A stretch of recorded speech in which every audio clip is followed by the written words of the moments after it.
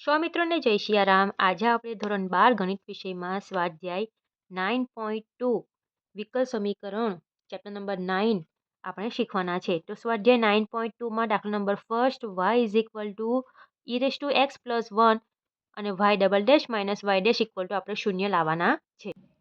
તો સૌથી પહેલા જે આપણને રકમ આપેલી છે એ આપણે લખી લઈશું કે y is equal to e⁻x+1. આપણે y ડબલ ડેશ અને y ડેશ શોધવાનું છે.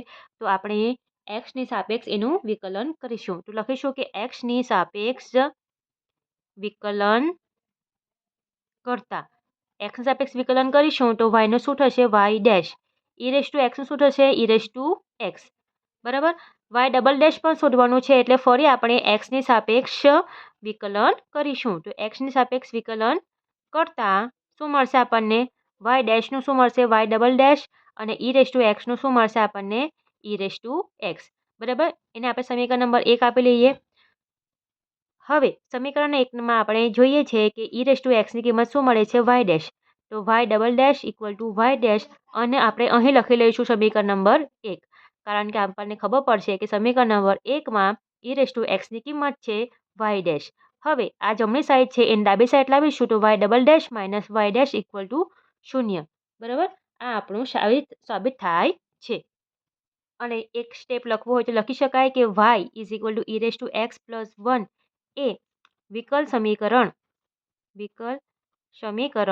કયું છે y double dash minus y equal to 0 નો ઉકેલ છે. બરાબર.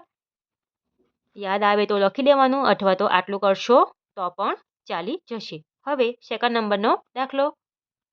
સેકન્ડ નંબરની રકમ છે y equal to x² + 2x + c y dash minus 2x - 2 equal to 0. y dash એટલે ફક્ત એક વખત વિકલન આવશે.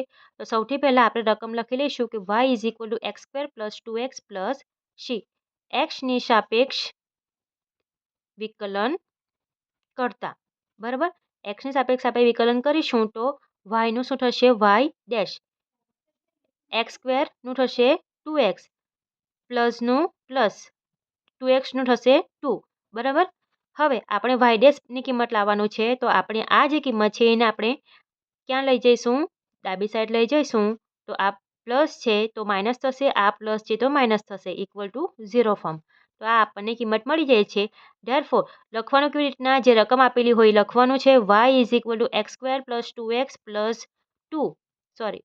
2x + c એ વિકલ સમીકરણ પછી જે જવાબ આવ્યો એ લખવાનું y dash minus 2x - 2 equal to 0 નો ઉકેલ છે.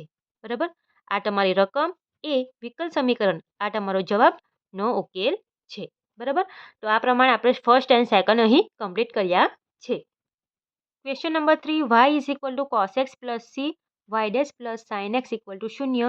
તો સૌથી પહેલા આપણે જે રકમ આપેલી છે એ લખી લઈશું કે y is equal to cos x + c. આપણને y ડેશ જોઈએ છે તો આપણે લખીશું કે x ની સાપેક્ષ વિકલન કરતા. ફક્ત એક વાર વિકલન કરવાનું છે કારણ કે આપણને ફક્ત y ડેશ જોઈએ છે. તો y નું શું થશે y ડેશ. હવે cos નું વિકલન શું થશે માઇનસ sin x અને c નું શું થશે 0. આ સાઇન જે છે એને આપણે ક્યાં લઈ જઈશું ડાબી સાઈડ તો માઇનસનું plus sin x equal to 0. આપણને જવાબ મળી જાય છે. તો આપણે શું લખીશું સૌથી પહેલા રકમ લખીશું કે y is equal to cos x + c એ વિકલ સમીકરણ કયું આવે છે answer y dash + sin x equal to 0 નો ઉકેલ છે. અને આ પ્રમાણે આપણો દાખલા નંબર 3 અહીં પૂર્ણ થાય છે.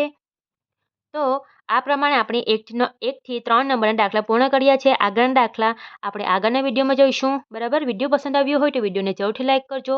બરાબર. વિડીયો ઉપયોગી લાગ્યો હોય તો તમારા મિત્રોમાં તમે શેર કરજો. અને ચેનલ ઉપર નવા હોય તો પ્લીઝ ચેનલને સબસ્ક્રાઈબ જરૂરથી કરજો. બરાબર. આવા અવનવા વિડીયો જોવા માટે મારા ચેનલને સબસ્ક્રાઈબ જરૂરથી કરજો. મળે આપણે આગળની વિડીયોમાં નવા વિડીયો સાથે. સૌને રાધે રાધે.